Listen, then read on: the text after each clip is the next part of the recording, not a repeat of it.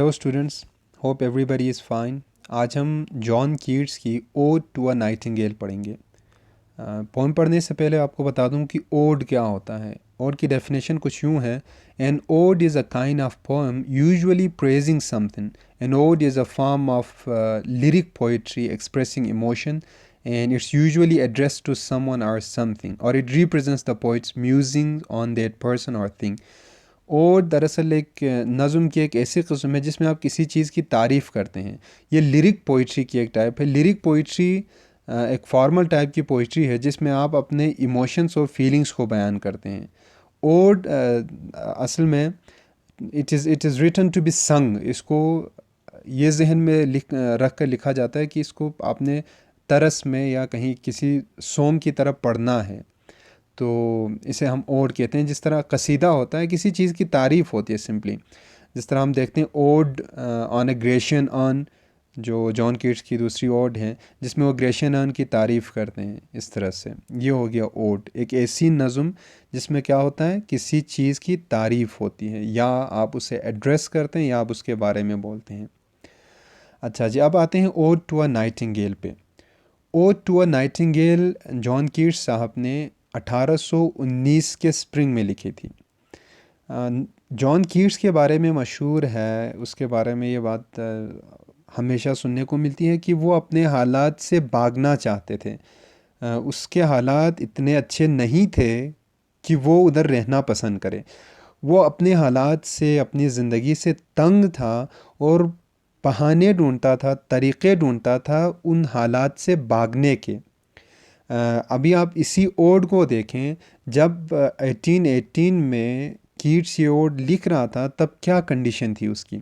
उसका एक भाई घर छोड़ के जा चुका था, दूसरा भाई ट्यूबरक्लोसिस की वजह से मर चुका था, और एक अंदाजे के मुताबिक जॉन कीट्स में भी उस वक़्त ट्यूबरक्लोसिस था। उस वक्त उसे पता चल चुका था कि वो भी इसी बीमारी से सफ़र कर रहे हैं। तो एक दर्द भरी उसकी लाइफ गुज़र रही थी और उसके माली हालात भी काफ़ी ख़राब थे। और वो जो एक फ़ैनी ब्राउन है, एक लड़की जिसे वो पसंद करता था, उससे शादी करना चाहता था, लेकिन उसकी शादी नहीं हुई क्योंकि वो उसकी माली हालत बहुत ख़राब थी। वो उसे उसकी देखभाल या उसके ख़र्चे शायद पूरे नहीं कर सकता था, इसलिए उसकी शादी उसके साथ नहीं हुई। तो ये भी एक सदमा था उसके लिए। तो ऐसे में इन हालात से भागने के लिए उसने ओड टू अ नाइटिंगेल लिखी। ये जो ओड टू अ नाइटिंगेल है, ये कीट्स की जो तमाम ओड्स है उसमें सबसे लंबी है। इसमें कोई 10 स्टेंजास हैं, और 8 स्टेंजास हैं, और हर स्टेंजा में 10 लाइन है। एयाम्बिक पेंटामीटर इसका जो मीटर है वो एयाम्बिक पेंटामीटर है।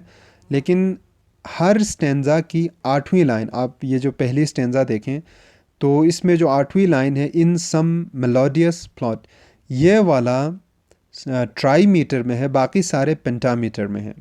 तो हर स्टेंजा की 8वीं लाइन ट्राई मीटर में है। आ जाएं, आप शुरू करते हैं ओड टू अ नाइटिंगेल।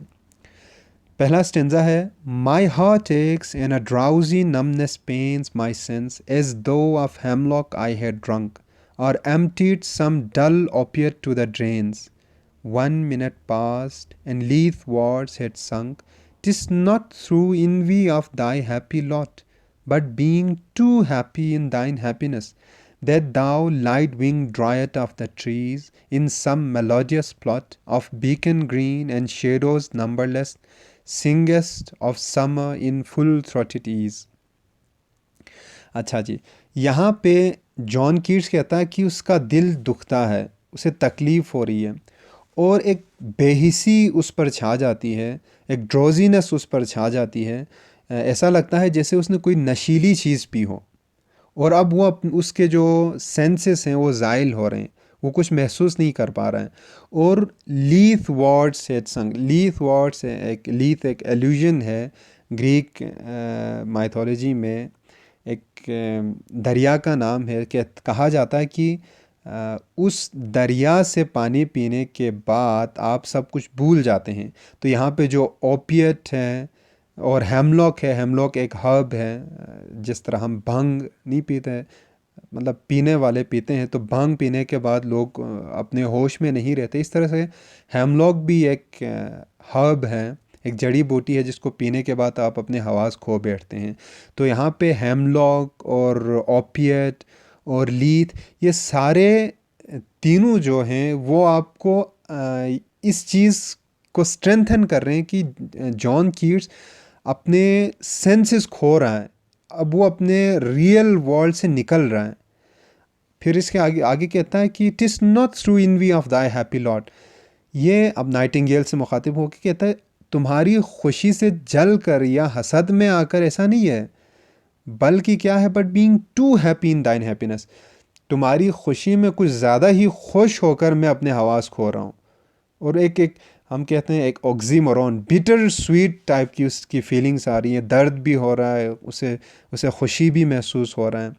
अब आगे वो नाइटिंगेल की तारीफ़ करते हुए कहता है कि that thou light wing dryad of the trees, light wing dryad, dryad दरख्तों की या जंगलों की देवी को भी कहा जाता है, एक ऐसे स्पिरिट को कहा जाता है जो जंगलों में रहती है।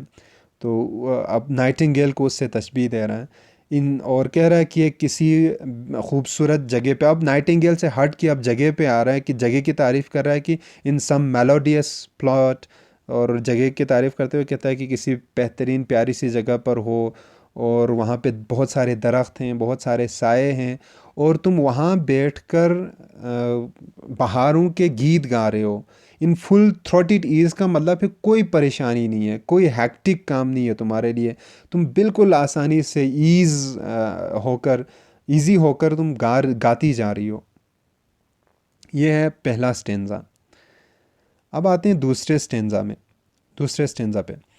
Oh, for a draught of vintage that had been cool a long age in the deep delved earth, tasting of flora and the country green, dance and provencal song and sunburnt mirth. Oh, for a beaker full of the warm south, full of the true, the blushful Hippocrene, with beaded bubbles winking at the brim, and purple stained mouth, that I might drink and leave the world unseen, and with thee fade away into the forest dim. दूसरे stanza में John Keats एक बेहतरीन किस्म की शराब की ख्वाहिश ज़ाहिर करता है, और एक ऐसी शराब जिसको काफ़ी लंबे अरसे तक के लिए ज़मीन के नीचे रखा गया है और अब उसकी टेस्ट एक हाई क्वालिटी की हो चुकी है। कीट्स कहता है testing of flora in the country green. Flora भी एक एल्यूजन है, फ्लोरा असल में रोमन गॉडेस है, फूलों और चश्मों की गॉडेस है फ्लोरा, उसके हवाले से बताया गया है। And the country green, John Keats क्योंकि एक रोमांटिक पोइट है, नेचर के बारे में बातें करता है, नेचर उसे ज़्यादा पसंद है, तो अब ये कंट्री यहाँ पे नेचर की तरफ इशारा कर रहा है। जॉन कीट्स इंडस्ट्रियलाइजेशन और जो अर्बन लाइफ है उसे नापसंद करते थे, तो कंट्री को यहाँ पे लाया गया है, देही ज़िंदगी को। और डांस एंड प्रोवेंकल सॉन्ग, प्रोवेंकल सॉन्ग से मुराद यहाँ पर जो साउथ ईस्टर्न फ्रांस में एक प्रोविंस है उसके हवाले से कहा गया है। O for a beaker full of the warm south, full of the true, the blushful Hippocrene. Hippocrene भी एक एल्यूजन है ग्रीक माइथोलॉजी में, जो माउंट हेलिकॉन जहाँ पर म्यूजिस रहते हैं वहाँ पर एक फाउंटेन है, उसके हवाले से कहता है। तो अब यानी कि एक ऐसी शराब जिसकी मिसाल कहीं नहीं मिलती, यीट्स उसके लिए यर्न कर रहा है, उसकी ख्वाहिश ज़ाहिर कर रहा है, और कहता है and purple stained mouth that I might drink and leave the world unseen and with thee fade away into the forest dim. अब वो नाइटिंगेल से मुखातिब होकर कहता है कि वो शराब काश मुझे मिल जाए तो मैं वो पी लूँ और तुम्हारे साथ तुम्हारी दुनिया में चला जाऊँ घने जंगलों में। ये दूसरा स्टेंजा हो गया। तीसरे स्टेंजा में कहता है fade far away, dissolve, and quite forget what thou among the leaves hast never known, the weariness, the fever, and the fret, here where men sit and hear each other groan, where palsy shakes a few sad last grey hairs, where youth grows pale and spectre thin and dies, where but to think is to be full of sorrow and leaden-eyed despairs, where beauty cannot keep her lustrous eyes, or live love pine at them beyond tomorrow. तीसरे stanza में Keats साहब हमें वो reasons बता रहे हैं जिसकी वजह से वो अपने इन्वायरमेंट से एस्केप करना चाहते हैं, भागना चाहते हैं, नाइटिंगेल के साथ जाना चाहते हैं। कीट्स कहता है, तीसरा स्टेंजा शुरू होता है, कहता है fade far away, dissolve and quite forget what thou among the leaves has never known. मैं तुम्हारे साथ बहुत दूर जाना चाहता हूँ और घुल जाना चाहता हूँ और उन चीज़ों को भूल जाना चाहता हूँ जो तुम्हें पता ही नहीं है, जिसका तुम जानते ही नहीं हो। The weariness, the fever, the freight, here where men sit and hear each other groan, where palsy shakes a few sad lost grey hairs, where youth grows pale and spectre thin and dies. यहाँ पे जहाँ पे बीमारी है, बुढ़ापा है, मौत है, और जहाँ पर लोग बैठ के बस एक दूसरे के आहो बुका को सुनते हैं, जहाँ पे बूढ़ों को फालिज होता है और जो जवान हैं वो कमज़ोर होते हैं। यानी जिस तरह पहले आपको बताया था कि उसके भाई को टीबी था, तो टीबी में होता यही है कि बंदा बहुत कमज़ोर हो जाता है, तो जवान कमज़ोर हो जाते हैं और फिर मर जाते हैं। Where but to think is to be full of sorrow, और जहाँ पे आप सोचते हैं तो भी हर सोच में आपके दुख और गम ही आते हैं, कोई खुशी का कहीं पे कोई तज़किरा ही नहीं मिलता। खुशी आपको मिलती ही नहीं है रियल वर्ल्ड में, आप सोच में भी आपके गम होता है। And leaden-eyed despairs, where beauty cannot keep her lustrous eyes, or live love pine at them beyond tomorrow. ना जहाँ पे खूबसूरती बरकरार रहती है और ना जहाँ पे मोहब्बत किसी चीज़ की तमन्ना कर सकती है। यानी कोई भी ऐसी प्लेजेंट चीज़ नहीं है इस दुनिया में, तो मैं इसको छोड़ के तुम्हारे साथ आना चाहता हूँ। इसके बाद चौथा स्टेंजा है, Away, away, for I will fly to thee, not charioted by Bacchus and his bards, but on the weaveless wings of poesy. Though the dull brain perplexes and retards, already with thee tender is the night, and haply the queen moon is on her throne, clustered around by all her starry face. But here there is no light, save what from heaven is with the breezes blown, through verdurous glooms and winding mossy ways. चौथा stanza शुरू होता है तो हमें पता चलता है कि किस शिद्दत के साथ कीट्स अपनी दुनिया को छोड़ के बुलबुल की दुनिया में जाना चाहता है, नाइटिंगेल की दुनिया में जाना चाहता है। वो कहता है अवे अवे, यहाँ पे रिपीटिशन है, अवे अवे स्ट्रेस दिया जा रहा है, यानी कि बहुत तड़प है उसमें जाने की। For I will fly to thee, not charioted by Bacchus and his parts. और इस स्टेंजा में एक ट्विस्ट भी है। अब तक तो वो शराब का इस्तेमाल कर रहा था नाइटिंगेल की दुनिया में जाने के लिए, लेकिन यहाँ पर आकर वो कहता है कि not charioted by Bacchus and his pards. Bacchus romantic god of wine है, तो सिंपली वाइन के लिए उसने बैकस इस्तेमाल किया, एंड हिज पार्ट्स मीन उसके लियोपर्ड्स। तो उसके बैकस के चैरियट में बैठकर, रथ में बैठकर या घोड़ा गाड़ी में बैठकर मैं नहीं आऊँगा। ये सिंप्लीफाई करेंगे तो शराब पीकर मैं बहकना नहीं चाहता, शराब पीकर मैं तुम्हारी दुनिया में आना नहीं चाहता। तो कैसे आएंगे? But on the viewless wings of poesy, लेकिन शायरी के नज़र न आने वाली परों का इस्तेमाल करते हुए मैं नाइटिंगेल की दुनिया में जाना चाहता हूँ। दो the dull brain perplexes and retards, already with thee tender is the night, and happily the queen moon is on her throne. अब अचानक कीट्स कहता है कि मैं तुम्हारे साथ हूँ, मैं पहुँच चुका हूँ नाइटिंगेल की दुनिया में, और दुनिया को डिस्क्राइब करते हुए कहता है कि and haply the queen moon is on her throne. मलिका चांद अपनी तख्त पर है, चांद को मलिका कहता है, क्वीन वो अपनी तख्त पर बैठी है, क्लस्टर्ड अराउंड बाय ऑल हर स्टारी फेस, और तारों को जो उसके इर्द गिर्द, चांद के इर्द गिर्द क्लस्टर बने हुए हैं, उसको फेस या फेरीज कहते हैं, परियां कहती हैं। But here there is no light, लेकिन क्या कहता है कि बुलबुल की दुनिया में यहाँ पर कोई रोशनी नहीं है। Save what from heaven is with the breeze is blown through verdurous glooms and winding mossy ways. सिर्फ जो रोशनी यहाँ पर आ रही है वो चांद की रोशनी है। वो भी तब आती है जब हवा से दरख्त आगे पीछे हिलने लगते हैं और रास्ता बन जाता है, तब थोड़ी सी रोशनी चांद की ऊपर से नीचे पहुँच जाती है।